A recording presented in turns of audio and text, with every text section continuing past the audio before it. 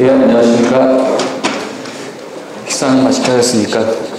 이게 식사 봄이기도 하고 또 식사 뒤기도 해서 아마 좀 졸리실지 몰라서 좀 재밌게 해보도록 하겠습니다. 저는 오늘 이 자리가 사실은 이제 어떻게 돈을 벌면 좋을까가 주제가 되는데요.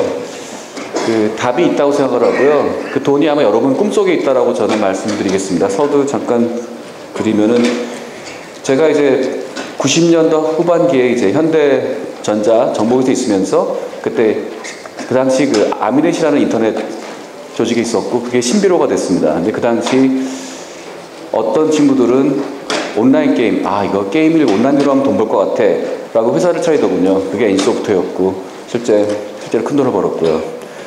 어떤 사람들은 최근에 좀 전에도 지금 카울리 사장님하고 또 배달통 사장님하고 얘기를 해보니까 어떤 분들은 그거 있잖아요. SMS 돈 드는데 인터넷 왜 안 되지? 그 인터넷으로 SMS 하면 좋겠네. 그렇게 해서 카카오톡이 나왔고, 그 다음에 다들 이제 위치 기반으로 뭐 하면 좋겠다. 버추얼 찌라시 이런 거 하면 어떨까?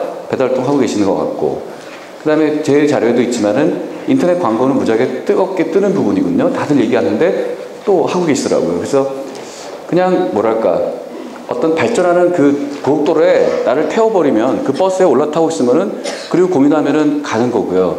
그다음 정류장에 있으면 가만히 있고 그 차이 같아요. 그래서 결론은 꿈을 꾸시고 믿고 하시면 된다라고 시작하겠습니다.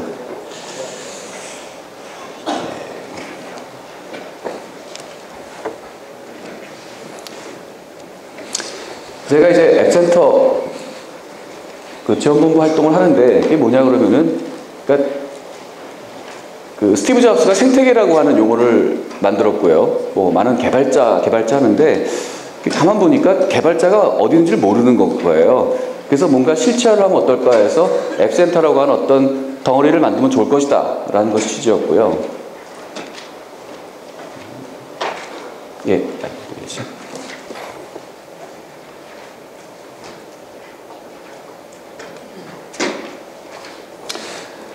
그리고 생태계라는 말이 나오는데 생태계가 뭐냐? 두 번째 저는 주목합니다. 여기서는 물질이나 에너지라고 했지만 저는 이거를 돈의 흐름이라고 말하고 싶고요. 그 다음에 이게 작년에 지경부에서 만든 모바일 산업의 생태계라고 되어 있는 부분인데 여기 잘 보시게 되면은 이렇게 뭔지 모르지만 하드웨어, 무선망이도 있고 전화기 만든 사람도 있고 포탈도 있고 여러 가지 있습니다. 근데 여기 개발자가 어디 들어가 있나요? 분명히 작년에 우리 정부에서도 개발자 지원하겠다 개발자가 없어요. 근데 여기 있잖아요. 그래서 이렇게 되면 도움이 안 되니까 좀 이렇게 해서 존재감을 만들면 어떨까. 이제 그렇게 보시면 되겠습니다. 자, 그러면 이제 좀 넘버를 좀 보고요.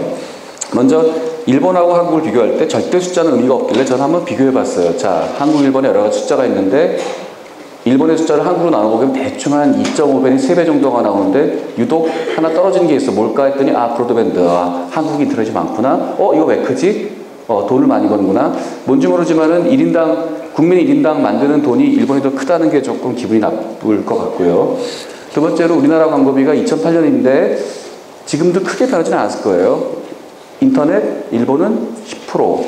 그 얘기는 우리나라 인터넷 광고 발전하기 어렵다는 걸 의미하고 일본은 발전 가능성이 있다. 아마 그래서 NHN이 일본에 갔는가 싶기도 하고요. 그 다음에 뭔지 모르지만 이렇게 그래프를 보게 되면은 우리나라 되게 늘어나는 부분은 어디죠? 인터넷, 또 늘어나는 거 케이블. 뜻밖에도 케이블하고 위성이 뜨고 있고 무지하게 줄고 있는 부분은 신문. 텔레비는 선방하고 있죠. 대충 이런 분위기를 냈고 일본도 마찬가지로 신문이 서서히 줄고 있고 인터넷 무지하게 뜨고 있고 잡지가 또 좀 이렇게 문제가 있고 이런 추세를 보이고 그 다음에 일본은 텔레비가 좀 하락하고 있네요. 한국은 뜨는데 일본은 왜 가라앉을까? 요거는 한류 같은 데 영향이 있지 않을까 싶기도 해요. 그 비밀이. 그다음에 또 하나는 여기 이제 또 보게 되면 3.674 뭘까 했더니 GDP는 이런데 뭐가 갑자기 7이 나와요. 왜 그러지? 상대적으로 일본의 광고가 무지하게 크고요.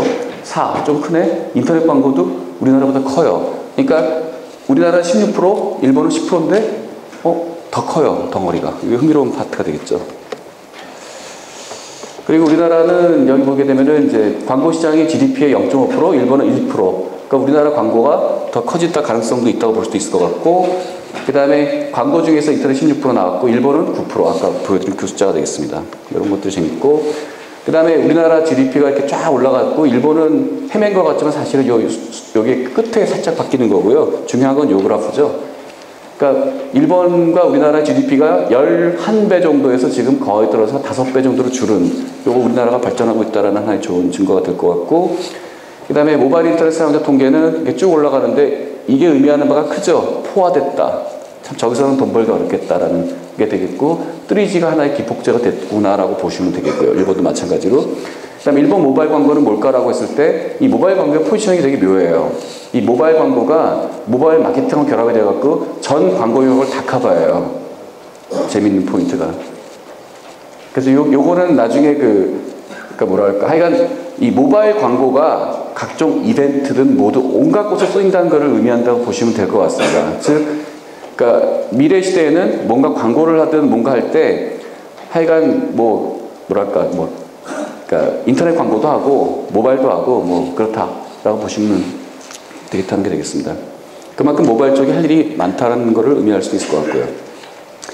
그 다음에 이제 일본 모바일 광고는 대충 이렇게, 이거 작년 그림이긴 한데 이런 식으로 밑에 배너가 나오는 정도로 돼 있고, 근데 흥미로운 거는요, 그 자료를 보게 되면은 그 제일 처음에 하는 게 이거죠. 소위 말하면 그 디스플레이 광고, 그냥 일정 기간 광고를 보이는, 그러니까 쉽게 말하면 이게 임프레션 기반이기 때문에 효과 측정이 어렵죠.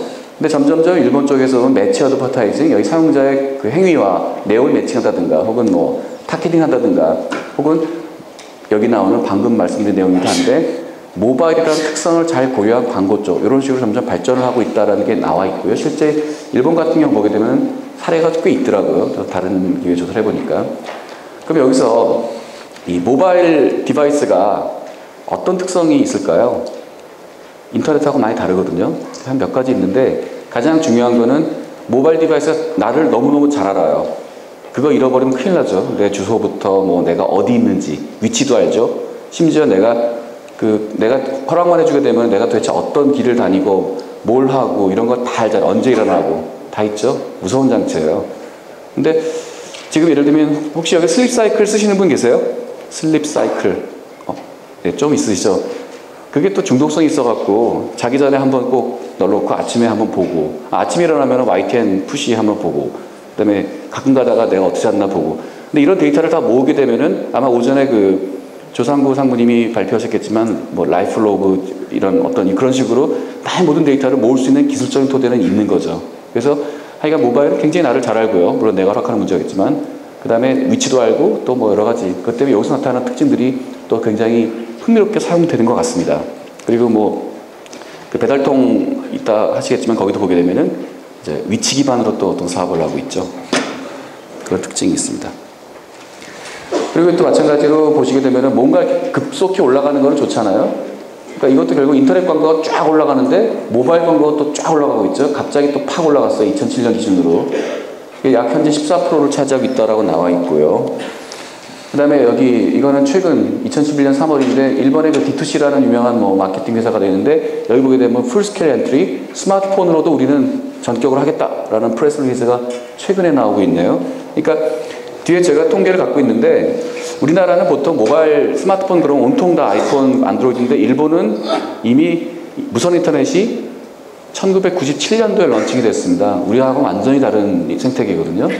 근데 그러다 보니까 스마트폰이 차지하는 포션이 굉장히 작아요. 솔직히 말하면. 그러니까 기존의 인더스트리에 눌려 있고요. 근데 이제 그럼에도 불구하고 스마트폰도 이제 한다. 이렇게 우리하고는 다르게 의미를 보셔야 됩니다.